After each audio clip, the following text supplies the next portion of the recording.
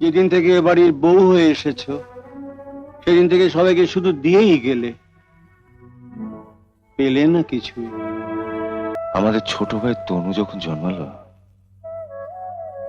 তার দুধের খরচ মেটাতে বাবা অফিসের টিফিন খাওয়া ছেড়ে দিয়েছিলেন, আর আমি সেই বাবাকে একটা ইলিশ মাছ খাওয়াতে কদিনের জন্য টিফিন খাওয়া বন্ধ করতে পারবো না। তুমি ওটা শোকেসের ভেতর রেখেছো? তবে কি বাইরে সবাই চোখের সামনে রাখবো নাকি? যা হাড় হাবাতের গোষ্ঠী তোমাদের, একবার দেখতে পেলে রক্ষে আছে নাকি? দিদি, আরে নিতাই, ও বাবা বাবা বাবা, ও বাবা, হায় হায় হায়, বস বস বস, নিতাই এসেছে। ওগো শুনছো? এই দেখো নিতাই এসেছে। আর কি, নেতা আই এসেছে। দিদি আর ভাই মিলে কীর্তন শুরু করো। তুমি কি গো, কতদিন পরে আমার ভাইটা এলো? না না, ওর সঙ্গে একটু মস্করা করছিলাম। ও তো শুধু সম্পর্কে আমার শালা নয়, সত্যিকারের শালা। তা আছিস কেমন? ভালো না, আমার খুব খিদে পেয়েছে। আরে বেচারা, তুই একটু বস, আমি দেখছি। হ্যাঁ ঠিক আছে।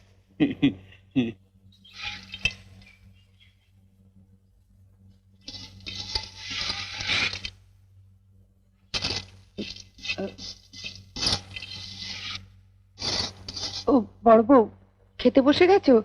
নিতাই এসেছে, বলছে বড় খিদে পেয়েছে। আপনি মামাকে হাত পা ধুয়ে খাবার টেবিলে বসতে বলুন মা, আমি এক্ষুনি খাবার নিয়ে যাচ্ছি। দেরি করো না জানো, বেচারা এত বেলা অবধি না খেয়ে বসে আছে।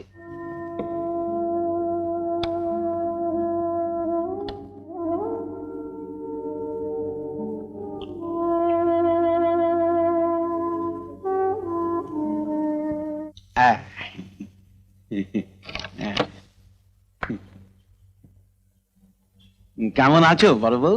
ভালো, আপনি ভালো আছেন? মানে এতক্ষণ ভালো ছিলাম না, এগুলো দেখছি তো এখন খুব ভালো বোধ করছি। মা, আমি রান্নাঘরে যাচ্ছি। বড় বউ, ডাকছেন কেন বাবা? কিছু দেব? খালি দেব আর দেব। যেদিন থেকে এ বাড়ির বউ হয়ে এসেছো সেদিন থেকে সবাইকে শুধু দিয়েই গেলে,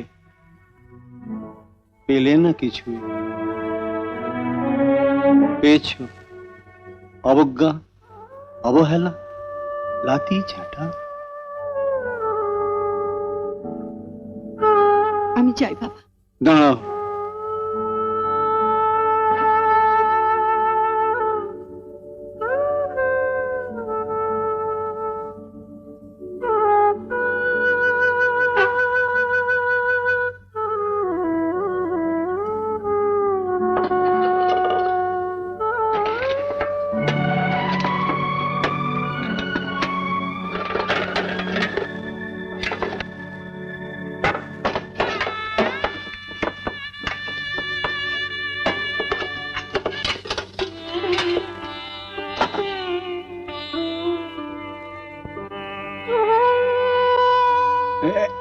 এই না।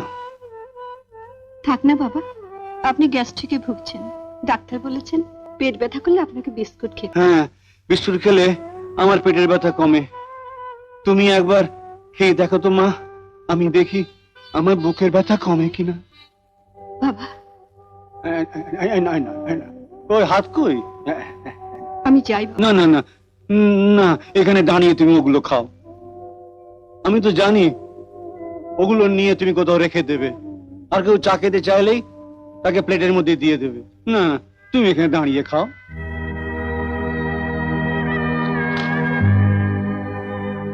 খাচ্ছ তো?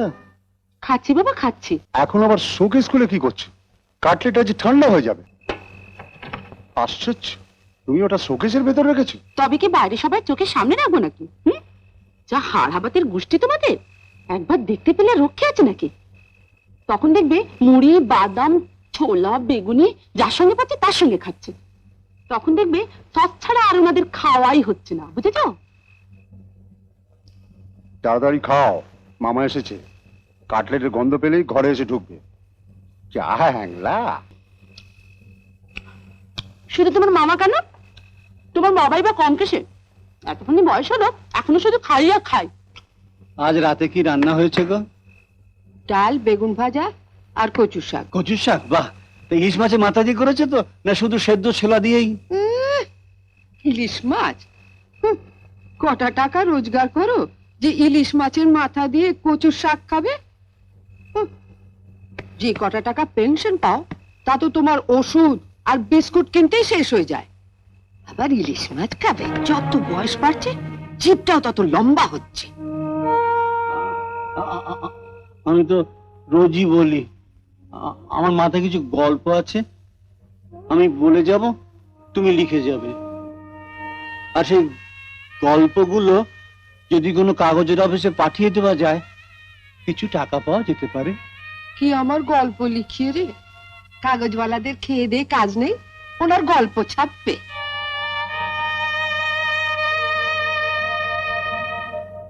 আমার ভাইটা কতদিন পরে এসেছে, ওর মুখে একটু ভালো মন্দ কিছু দিতে পারছি না।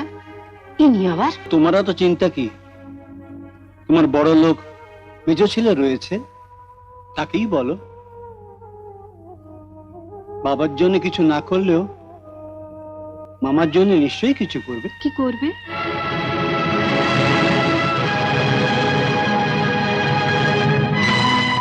তাই তো ভাবছি, মাসের শেষ, হাতে তো একদম টাকা নেই। একটা ইলিশ মাছ কত পড়বে? 40-42 টাকা তো পড়বে। এত? হ্যাঁ, 8 দিন বাদে মামা এলেন, ছোট আনলে তো চলবে না।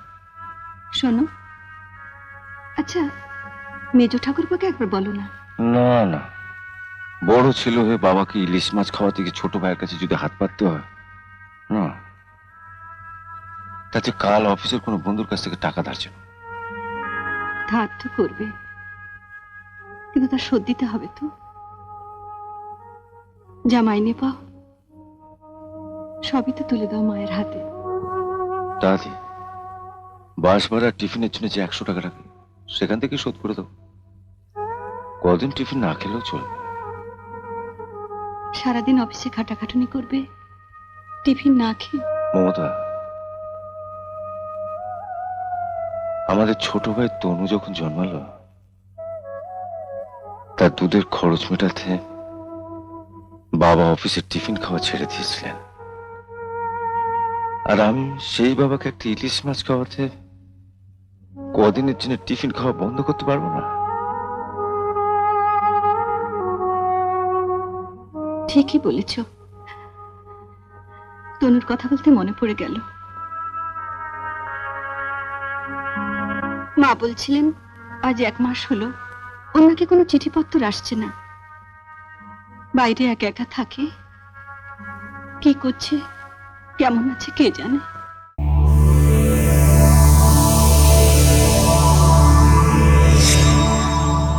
এরকম আরো অনেক সিনেমা দেখতে হলে ডাউনলোড করুন ক্লিক অ্যাপ।